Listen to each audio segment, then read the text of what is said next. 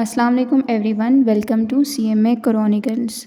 Hope you are all doing great in your lives. So, in the last lecture, we have discussed about the basics of accounting, operational level, its subject FFA, its passing criteria. So, today's video is about introduction to financial accounting. Like today, we are going to discuss elements of accounting. What are the elements of accounting? So stay tuned for this amazing video. Elements of accounting. There are 5 basic elements of accounting.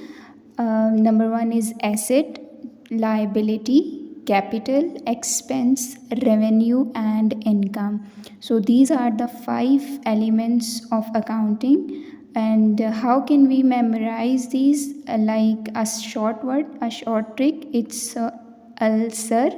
ALCER.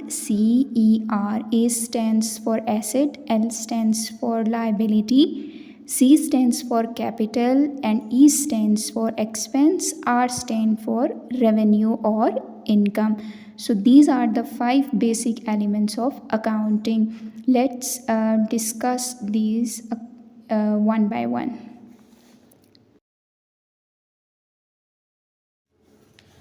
First element of accounting is asset. What is an asset? So let's start with this. Asset is a resource, as you can see on the board. I have mentioned its definition. First, let's read the definition and then I'll explain word to word. So, asset is a resource that is controlled by the entity from which future economic benefits are expected to flow to the entity. These are the most important words or words in the definition of an asset. A first important word like resource, what actually a resource is. Then controlled by the entity, what does it mean? Then again, if you come to third line, it's future economic benefits. So let's discuss these words one by one. So resource means that anything that can be used to achieve a goal, solve a problem. It can be a tangible thing or intangible thing. Tangible means it physically touchable, like property, equipment, and intangible like knowledge, skills. Knowledge is an asset, skill is an asset. So, but we cannot touch it. On the other hand, property, equipment, we feel them, we touch them. So resource, hope you understood that resource is something that can be used to achieve a goal or solve a problem.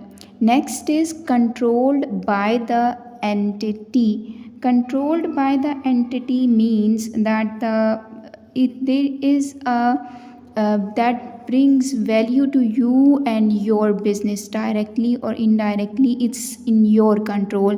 The thing that is in the control of a person or an entity from which future economic benefits are expected to flow to the entity. Flow to the entity means that the benefits will come to the business or person who owns or who controls it.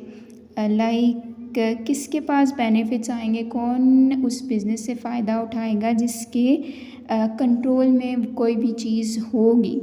और so the person or business has the power to use it and make decisions about it. So it's the basic meaning of the asset. Like asset, first one is it's a resource that is under the control of the entity, that the person or a business has the power to use it and make decisions about it. And from which future economic benefits like that adds value to your business directly or indirectly. And asset हमने discuss कर लिया. अब हम discuss करते हैं acid के types, like acid कितनी types का है, तो एसिड का हमारे पास जो है दो तरह के टाइप्स हैं। एक हमारे पास है current assets as you can see on the board, and number two is non current asset. Current asset और नॉन करंट एसिड में जो डिफरेंस है वो बहुत क्लियर है। लाइक करंट एसिड हमारे पास वो एसिड्स होते हैं जो हमें बेनिफिट देते हैं 1 साल तक के लिए, like from which future economic benefit is expected within 1 year। 1 साल के अंदर अंदर वो हमें बेनिफिट्स प्रोवाइड करते हैं। लाइक हमारे पास कैश हो गया, बैंक हो गया, क्योंकि हमारा कैश मोस्टली बैंक के अंदर, कैश भी हमारा एक एसेट है, बैंक भी हमारा क्या है, एसेट है। जब हमें आगे जाके अगर हम जर्नल बनाएंगे तो एंट्रीज़ हम करेंगे तो कैश और बैंक, हम इन दोनों का जो है वो डिसाइड करेंगे कि इनको एज क्या ट्रीट करना है, कहाँ पे कैश डेबिट होगा, कहाँ पे बैंक क्रेडिट होगा, कहाँ पे बैंक डेबिट होगा और कैश क्रेडिट होगा।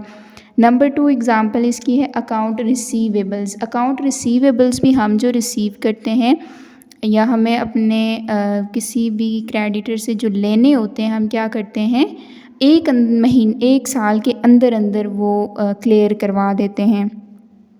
देन हमारे पास इन्वेंट्री है, तो इन्वेंट्री भी हमारी जो है वो 1 साल तक के लिए हमें बेनिफिट्स प्रोवाइड करती है, क्योंकि हम इन्वेंट्री को मेंटेन करने के लिए कई तरह की टेक्निक्स इस्तेमाल करते हैं, like FIFO, first in first out method, LIFO, last in first out method, and AVCO जो हमारे पास एवरेज कॉस्ट मेथड है इन्वेंट्री को मेंटेन करने के लिए। ये नहीं हो सकता कि हमारी जो पुरानी इन्वेंट्री है वो पड़ी पड़ी रहे और हमारी जो नई इन्वेंट्री है वो आए और वो सेल आउट हो जाए, तो हमारी जो पुरानी इन्वेंट्री है वो ख़राब हो जाएगी, जिसकी वजह से हमें लॉस बेयर करना पड़ेगा। तो इन्वेंट्री भी हमारी क्या है, करंट एसेट है। अगर हम दूसरी तरफ देखें नॉन करंट एसिड, तो नॉन करंट एसिड हमारे पास वो एसिड्स होते हैं जो हमें 1 साल से ज़्यादा अरसे के लिए फ़ायदा पहुंचाते हैं, like from assets from which future economic benefits are expected more than 1 year. हम उनसे 1 साल से ज़्यादा अरसे के लिए क्या ले सकते हैं, फ़ायदा लेते हैं। जैसे हमारी लैंड होगी, हमारी बिल्डिंग होगी, व्हीकल्स होगी, मशीनरी और इक्विपमेंट। कैसे लैंड हम एक दफ़ा ले लेंगे वो हमें बेनिफिट्स प्रोवाइड करेंगी फ्यूचर में, लाइक आज अगर लैंड की कीमत कुछ है तो फ्यूचर में डबल होगी। इसी तरह अगर मशीनरी है, मशीनरी भी हमने ले ली तो हमें उसकी आगे मेंटेनेंस कॉस्ट तो बेयर करनी पड़ेगी, लेकिन मशीनरी हमें बेनिफिट तो देती रहेगी 1 साल से ज़्यादा अरसे तक के लिए। एंड सेम हमारे पास जो हमारी व्हीकल्स हैं वो भी हमें बेनिफिट्स प्रोवाइड करती हैं मोर देन 1 ईयर के लिए। सो ये हमारा एसेट का टॉपिक है जो यहाँ पर क्या हो गया, एंड हो गया। नेक्स्ट हम स्टार्ट करेंगे liability.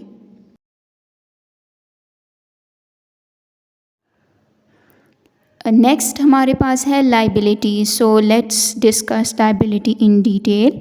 So liability as you can see it's a present obligation of the entity, the settlement of which is expected to result in an outflow from the entity of economic benefits। so ये हमारे पास क्या है, definition है liability की। ऐसे तो हमें हरगिज़ समझ नहीं आया कि मैंने क्या बोला और आपने क्या सुना। So let's break down this definition in parts. So first word is it's a present obligation. Present obligation means that the business or person currently owes something to someone else. Like हमारे पास कोई भी business है, enterprise है, कोई भी बंदा है, individual है, उसने किसी को क्या चीज़ कुछ ना कुछ जो है वो किया हुआ है, लाइक उसने कुछ ना कुछ देना है, पे बैक करना है।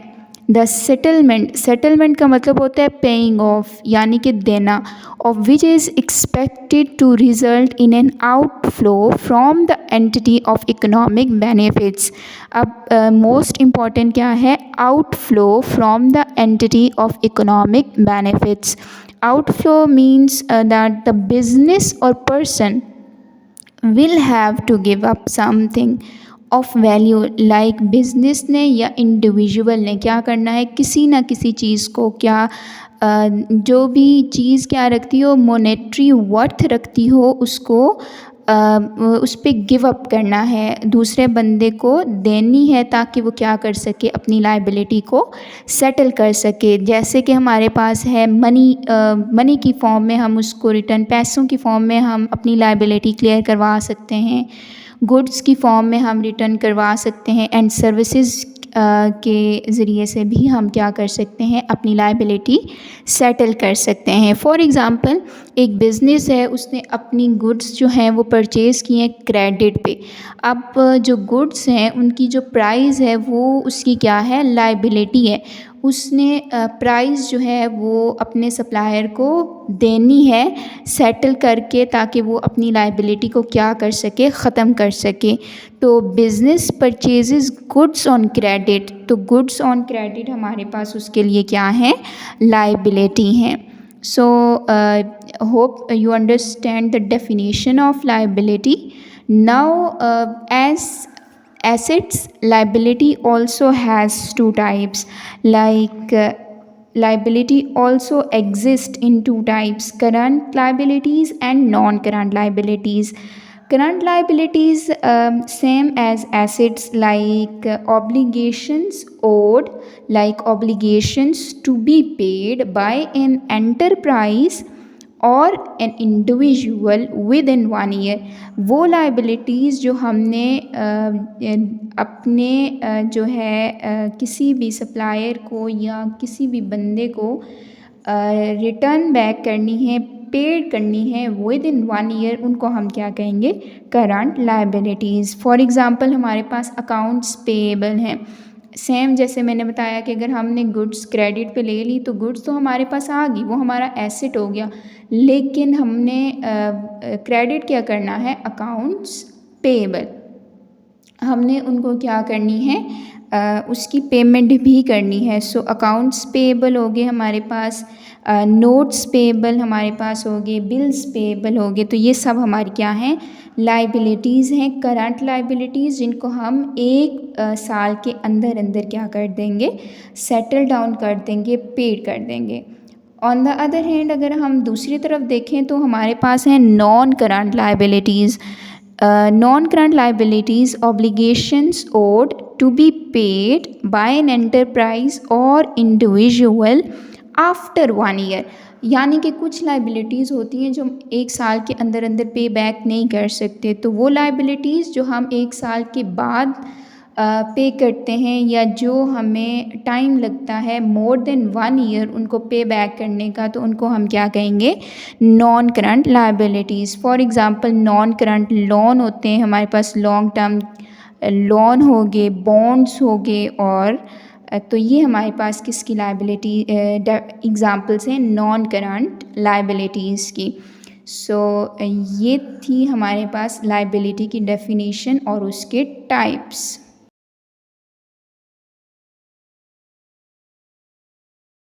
नेक्स्ट एलिमेंट है अकाउंटिंग का, दैट इज़ इक्विटी और कैपिटल। कैपिटल हमारे पास वो अमाउंट होती है जो एक ऑनर अपने बिज़नेस के अंदर इंट्रोड्यूस करवाता है। लाइक अगर किसी ने कोई भी बिज़नेस ओपन करना है तो ज़ाहिर सी बात है उसने कोई ना कोई इन्वेस्टमेंट तो पहले करनी है, तो वो जो इन्वेस्टमेंट फर्स्ट ही इंट्रोड्यूस करवाएगा अपने बिज़नेस के अंदर, उसको हम क्या कहेंगे, कैपिटल और इक्विटी। सो डेफिनेशन भी यही कह रही है कि बेसिक इन्वेस्टमेंट ऑफ ओनर, यानी कि ओनर की investment with in entity equals to total net assets after deducting all liabilities। अच्छा, हमारे पास एसेट्स जो है ना वो इक्वल होते हैं लाइबिलिटीज़ प्लस कैपिटल के, यानी कि लाइबिलिटीज़ और कैपिटल मिला के क्या बनाएंगे, एसेट।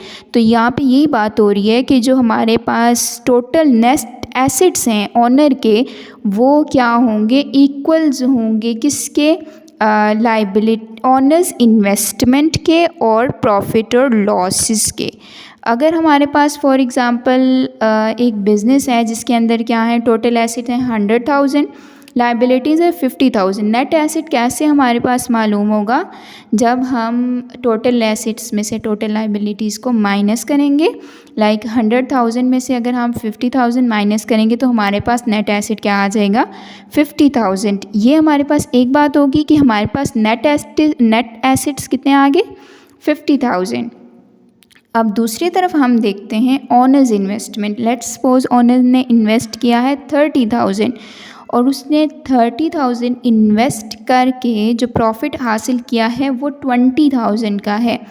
तो अब जो ऑनर्स की इन्वेस्टमेंट है उसमें हम प्रॉफिट को ऐड करेंगे जो हमने after deducting all liabilities earn किया था, तो हमारे पास ये भी क्या बन जाएगा, 50,000।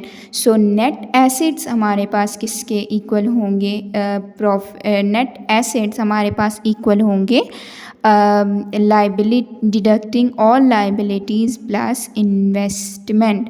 सो 50,000 equals to 50,000, that's the result. So equity हमारे पास क्या है कि वो अमाउंट जो ऑनर फर्स्ट टाइम इंट्रोड्यूस करवाता है अपने बिजनेस के अंदर एज एन इन्वेस्टमेंट, तो उसको हम क्या कहते हैं, इक्विटी और capital. Hope you guys have understood the first three elements of accounting. This video was about assets, liabilities, and equity or capital. So next two elements we'll discuss in next video, inshallah. So if you like the video, then do like, comment, share, and subscribe the channel. Subscribe the channel for more updates, more lectures like these. So thank you. Allah Hafiz.